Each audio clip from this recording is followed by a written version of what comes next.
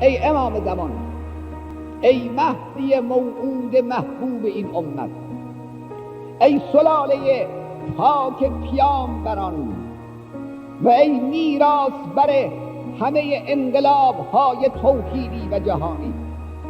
این ملت ما با یاد تو و با نام تو از آغاز خو گرفته است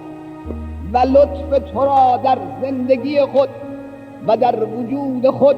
آزموده است. ای بنده شایسته صالح خدا، ما امروز محتاج دعایی هستیم که تو از اون دل پاک الهی و ربانی و از اون روح قدسی برای پیروزی این ملت و پیروزی این انقلاب بکنی و به دست قدرتی که خدا در آستین تو قرار داده است به این ملت و راه این امت کمک بفرمایید. عزیز علینا ان نرى الخلق ولا ترى. ای امام زمان، برای ما خیلی سخته که در این جهان، در این طبیعت بی پایان